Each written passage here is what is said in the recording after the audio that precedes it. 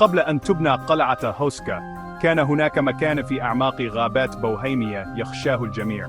لم يكن مجرد بقعة مهجورة بين الأشجار، بل كان موضع رهبة حقيقية، حيث يتوقف الزمن وتخفت الأصوات، ويشعر كل من يقترب منه بقشعريرة تسري في جسده.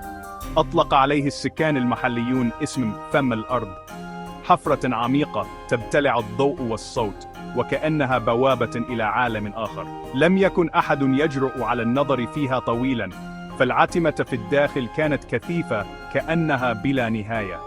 كانوا يحذرون أطفالهم من الاقتراب، ويهمسون أن الحفرة بوابة إلى عالم الشياطين. حتى الكبار كانوا يتجنبون المرور بقربها ليلاً أو نهاراً، خوفاً من أن تبتلعهم الظلال. قصص الرعب لم تكن مجرد خرافات، صيادون ومسافرون اختفوا بلا أثر، وأصوات غريبة تصدر من الأعماق.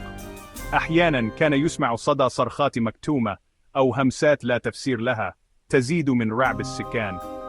الهواء حول الحفرة كان بارداً وثقيلاً، والأرض تهتز بطاقة شريرة. حتى في أيام الصيف كان الضباب لا يغادر المكان، وكأن شيئاً ما يمنع الشمس من اختراقه. حتى الأشجار بدت ملتوية، كأنها ترتعد من شيء تحت الأرض. جذوعها تميل مبتعدة عن الحفرة، وأوراقها تذبل رغم خصوبة التربة من حولها. أصبح المكان ثقباً أسوداً على الخريطة، أرضاً منبوذة لا يجرؤ أحد على دخولها. لم يكن هناك طريق يؤدي إليها، بل كانت منطقة محظورة حتى على أكثر المغامرين جرأة. مع كل عام ازدادت الأسطورة ظلاماً، وتحولت الحفرة إلى كيان حي في الفولكلور الشعبي. أصبحت محور القصص التي تروى حول النار، رمزاً للخوف والغموض في قلوب الجميع. لم يكن أحد يعرف ما يكمن في الأعماق، لكن الجميع اتفقوا: هناك شيء يجب ألا يحرر أبداً. كان الخوف من المجهول أقوى من أي فضول، وظلت الحفرة لغزاً بلا حل. على هذه الأرض الملعونة سيقرر ملكاً لاحقاً بناء شيء غير مسبوق، قرار سيغير مصير المكان إلى الأبد، ويكتب بداية فصل جديد في تاريخ الرعب والغموض. في القرن الثالث عشر، أصدر الملك أوتوكار الثاني أمراً غريباً لم يفهمه أحد في البداية: بناء قلعة ضخمة فوق فم الأرض، في مكان معزول وسط الغابات الكثيفة والتلال الصخرية. لم يكن للموقع أي قيمة استراتيجية أو عسكرية، فلا طرق تجارية تمر من هناك، ولا أعداء يهددون المنطقة، مما أثار حيرة الجميع من الجنود إلى الفلاحين.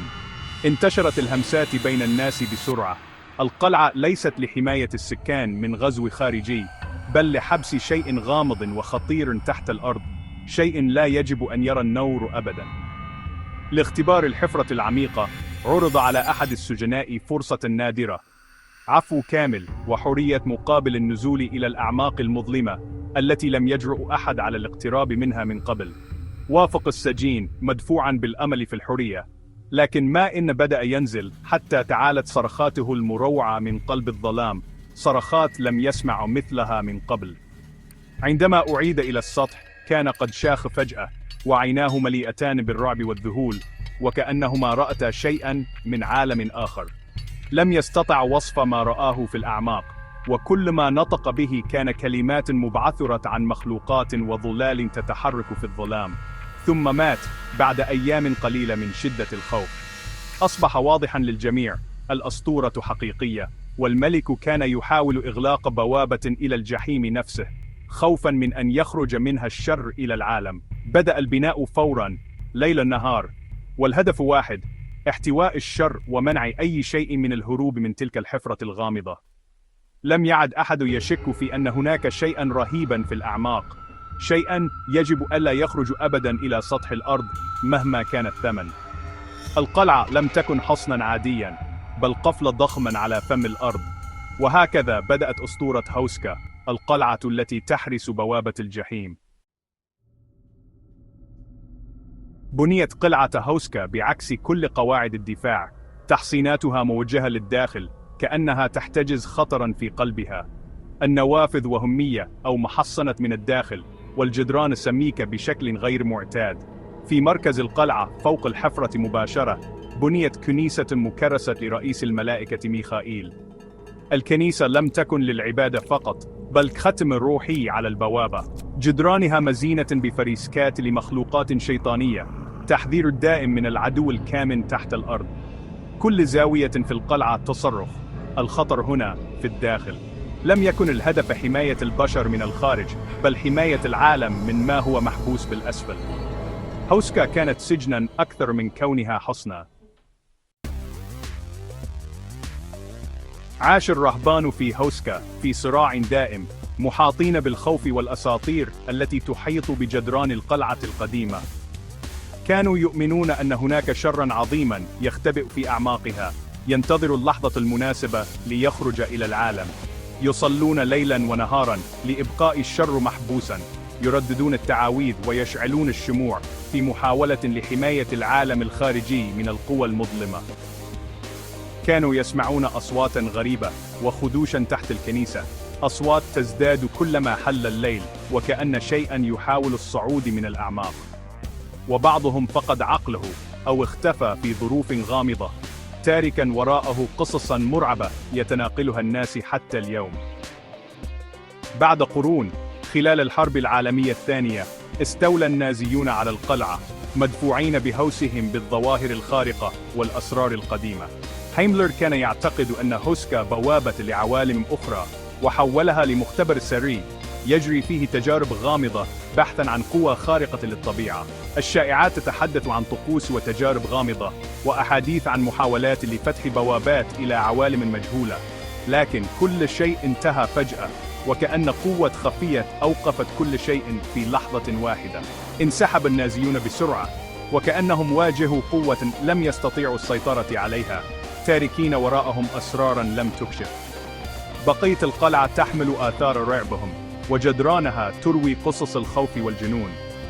وأضيف فصل جديد إلى أسطورتها، ليصبح الغموض جزءاً من تاريخها. لم يعرف أحد ما حدث بالضبط داخل تلك الجدران، وبقية الحقيقة مخفية بين الظلال. لكن الجميع شعر أن شيئاً خطيراً قد استيقظ، وأن القلعة لم تعد كما كانت من قبل. هوسكا أصبحت رمزاً لصراع لا ينتهي مع المجهول، ومرآة لأسوأ مخاوف البشر. اليوم أصبحت هوسكا وجهة لعشاق الغموض والباحثين عن الظواهر الخارقة. الزوار يصفون شعوراً دائماً بأنهم مراقبون، وبرودة غريبة في الكنيسة. أصوات هامسة، صرخات من الأعماق، وأجهزة إلكترونية تتعطل بلا سبب. فرق التحقيق وثقت ضلالاً متحركة، انخفاضات حرارية، وكيانات غامضة بلا رأس. حتى العاملون في القلعة يروون قصصاً عن أبواب تغلق وحدها، وأشياء تتحرك من تلقاء نفسها. هناك من يزعم رؤية امرأة غامضة في النوافذ، أو سماع خدوش على السيارات ليلاً. هوسكا ليست مجرد موقع تاريخي، بل نقطة ساخنة للنشاط الخارق. الماضي هنا لا يموت أبداً، بل يتجدد مع كل زائر جديد.